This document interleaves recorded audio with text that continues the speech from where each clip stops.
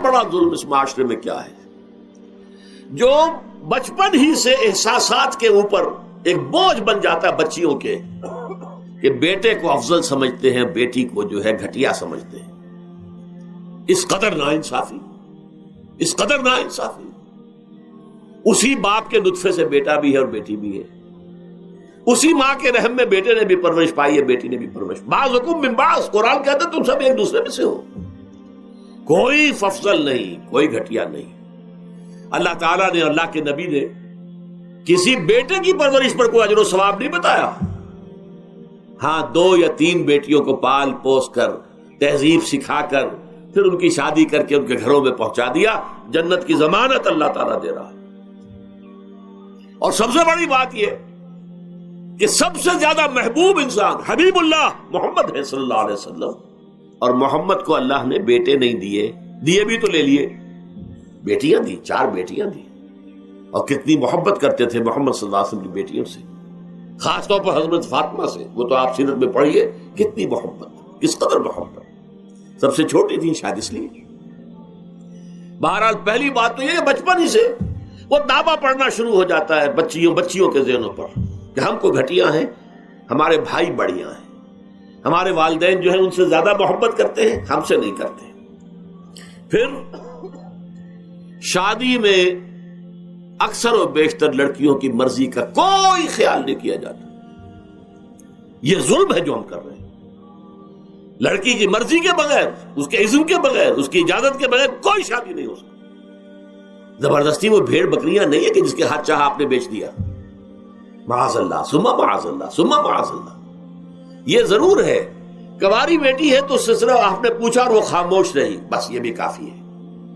البتہ یہ کہ اگر کوئی سیبہ ہے جس نے پہلے نکاح ہو گیا تھا، بیوہ ہو گئی، یا پہلے شادی تھی، ایک خلا لے لی، طلاق لے لی، یا طلاق ہو گئی، اس کو تو کہنا پڑے گا کہ ہاں مجھے کوئی اعتراض نہیں ہے اگر میری فلاں شخص سے شادی کر دی جائے، اس کے بغیر نکاح ہو نہیں سکتا۔ پھر ان سب کے اوپر سب سے بڑا ظلم، یہ تو اللہ تعالیٰ آپ کو توفیق دے تو دوسرا رکوع سورہ نساء کا پڑھیں، کتنی تاکید کے ساتھ احکام آئے ہیں وراثت کے۔ وراثت مما قل منہ او کثر، چاہے زیادہ مال کسی نے چھوڑا ہو چاہے تھوڑا سا چھوڑا ہو، لیکن وراثت کے احکام جو ہیں ان کو نافذ کرنا ہوگا۔ نصیبا مفروضا، یہ اللہ کی طرف سے حصے ہیں جو مقرر کر دیے گئے ہیں۔ لیکن ہمارے معاشرے میں کون ہے جو بیٹیوں کو دینے کو تیار ہو اور بہنوں کو دینے کو تیار ہو؟ مجھے تو حیرت ہوئی تھی، مالا کنڈ میں آپ کو معلوم ہوگا ایک دفعہ بڑی تحریک چلی تھی شریعت کے نفاذ کی۔ مولوی صوفی محمد صاحب بڑے نیک آدمی ہیں، بہت، اس میں کوئی شک نہیں۔ 80,000 کا مجمع لے کر، جلوس لے کر وہ چل پڑے تھے اسلام آباد کی طرف، لیکن یہ تو 80,000 کو مالا کنڈ سے لے کر اور دریائے اٹک تک تو پہنچ گیا تھا۔ اللہ کا بندہ، 80,000 کا قافلہ وہاں روکا گیا۔ لیکن ان سے بھی جب میں نے جا کر بات کی کہ مولانا شریعت آپ نافذ کروانا چاہتے ہیں، لیکن کیا آپ بچیوں کو بھی وراثت کا حق دینے کو تیار ہیں؟ کیا نہیں، یہ تو رواج کا معاملہ ہے۔ میں نے کہا لا حول ولا قوت الا باللہ، اگر یہ رواج کا معاملہ ہے تو باقی چیزیں بھی رواج کی ہیں، پھر شریعت بدل چکی ہے، اب شریعت کا رواج نہیں رہا، ساری شریعت چھوڑ دیجیے آپ۔ لیکن ان کی نیکی کی بات ہے یہ کہ پہلے توجہ کبھی ان کی ادب نہیں ہوئی، لیکن میری یہ بات جو ہے ان کو لگ گئی ان کے دل کو۔ اگلی مرتبہ جب ان سے ملنے گیا تو انہوں نے کہا کہ اب میں نے بیعت لینی شروع کی ہے لوگوں سے کہ وہ اپنی بیٹیوں کو بھی حق دیں گے، وراثت کے اندر تقسیم کر کے دیں گے حصہ۔ لیکن یہ کہ اس وقت تک انہوں نے کہا تھا، ابھی کل 28 آدمیوں نے بیعت کی ہے۔ وہ 80,000 سے بیعت یہ لینی آسان کام نہیں ہے۔ 80,000 کو جوش دلا کر شریعت کے نام پر لا کر ٹکرا دینا یہ آسان کام ہے، لیکن 80,000 سے یہ بیعت لینا کہ پورے شریعت پر عمل کریں گے، یہ بہت مشکل ہے۔ یہی تو وجہ ہے ہمارا قافلہ اگر سست گام ہے تو کیوں ہے؟ ہم یہ کہتے ہیں کہ پہلے میدان میں آنے سے پہلے اپنی ذات پر، اپنے گھر میں دین نافذ کرو، پھر باہر نکلو، اپنی معاش اور اپنی معاشرت پر اسلامی شریعت نافذ کرو، پھر باہر آ کر اسلام کا نعرہ لگانے کا تمہیں حق پہنچتا ہے، ورنہ نہیں۔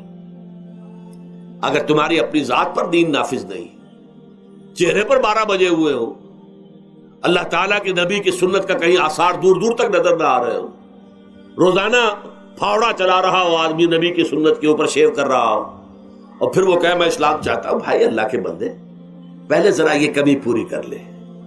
اور اگر تیرے کاروبار میں کوئی حرام شے ہے، تیری معاش میں کوئی حرام شے ہے، کوئی سودی معاملہ کیا ہو، ختم کر اس کو. اللہ کے بندے، بینک کی سروس کر رہا ہے، چھوڑ اس کو. اگر یہ کام کر لو، بے پردگی اختیار کی ہوئی ہے. اللہ نے تو پردہ سکھایا ہے، اللہ کے نبی نے پردہ سکھایا ہے، شریعت اسلامی نے پردہ رکھا ہے. مردوں اور عورتوں کا اختلاط پسند نہیں ہے، اس پر عمل کرو، پھر آنا میدان میں، پھر دوسروں کی غلطی جو ہے بتانا اس کو کہ یہ تم غلط کر رہے ہو، مشرف تم یہ کر رہے ہو، غلط کر رہے ہو، فلاں تم یہ کر رہے ہو، غلط کر رہے ہو، نواز شریف تم یہ کر رہے ہو، غلط کر رہے ہو. لیکن یہ ہے کہ اس سے پہلے اپنے اوپر. اس لیے میں نے آپ کو بتا دیا وہ واقعہ کہ انہوں نے بتایا، بعد میں اور بھی آ گئے ہوں گے انشاءاللہ، مجھے امید ہے. لیکن جب میں ملا تھا تو انہوں نے کہا تھا ابھی صرف 28 آدمیوں نے بیٹھ کے. بہرحال عورتوں کا ایک حق ہے جو حضور نے بیان فرمایا اور قرآن مجید نے بیان کیا. عاشروہن بالمعروف، عورت کا اکرام ہو، بیٹی کی حیثیت سے بھی، بہن کی حیثیت سے بھی، بیوی کی حیثیت سے بھی، اور ماں کی حیثیت سے تو سمجھو کہ جنت جو ہے وہ ماں کے قدموں تلے. الجنت تحت اقدام الامہات، فرمان ہے محمد رسول اللہ صلی اللہ علیہ وسلم کا. لہذا اکرام، عورت کا اکرام، عورت کی عزت، بیٹی کی حیثیت سے بھی، بہن کی حیثیت سے بھی، بیوی کی حیثیت سے بھی، اور ماں کی حیثیت سے بھی. عاشروہن بالمعروف، اپنی بیویوں کے ساتھ رہو بڑے طریقے پر، نیک طریقے پر، اچھے طریقے پر. حضور نے یہاں تک فرمایا خیارکم خیارکم لأہلیکم وانا خیرکم لأہلی. دیکھو مسلمانوں، اے میرے صحابیوں، تم میں سے بہتر لوگ وہ ہیں جو اپنے گھر والوں کے حق میں بہتر ہیں، نرمی کرتے ہیں. عورت کے بارے میں یہ بھی فرمایا، ایک مرتبہ سواری تیز دوڑا رہے تھے جو بھی اونٹ کو لے کے جانے والے تھے، جبکہ ہودج میں کچھ خواتین سوار تھیں. حضور نے فرمایا دیکھو نا، یہ نگینے ہیں جو سوار ہیں، ان کو زیادہ دھکے نہ لگواؤ تیز تیز اونٹ چلا کر. ان کے ساتھ نرمی ہو، ان کے ساتھ نیکی کی جائے، ان کے احساسات کا خیال رکھا جائے، ان کے ساتھ زیادتی نہ ہو. مار پیٹ کا کیا سوال، معاذ اللہ ثم معاذ اللہ. ان کے ساتھ جو ہے عاشروہن بالمعروف، بھلے طریقے پر گزارا کرو. یہاں تک فرمایا ہو سکتا ہے کہ کسی وجہ سے تمہاری بیوی جو ہے تمہاری نگاہوں سے گر جائے، اب آپ کے دل میں اتنی محبت نہیں رہی، لیکن اللہ فرماتا ہے دیکھو ہو سکتا ہے کہ اس میں کوئی پہلو ایسا ہو، تلاش کرو، کوئی پہلو ایسا ہو بہتری کا کہ جس کی وجہ سے تلاش کر کے اس کو اپنی نگاہوں میں مرکوز کر لو، تاکہ اس کے تمہارے دل میں اس کے لیے محبت دوبارہ اثر نہ ہو. اس پہلو کی وجہ سے جو تمہاری نگاہ سے اوجھل تھا، وہ اچھائی اس میں ہے، سیرت کی اچھائی ہے. صورت بہت اچھی نہیں ہے، اللہ نے سیرت اچھی دے دی ہے. جو کچھ دیا، جو اچھائی ہے، جو بھلائی ہے، اس کو تلاش کرو اور نگاہ کو وہاں پر جماؤ تاکہ تم ان کے ساتھ اچھا سلوک کر سکو. میرا دل برماہی نہیں آیا،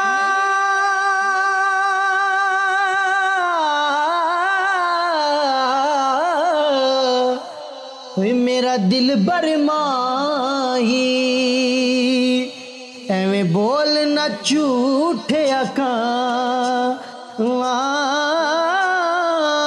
تو جھوٹا تیرے اوے بول وچ جھوٹے، تینوں تاڑی مار اڑا، تو جھوٹا تیرے بول وچ جھوٹے.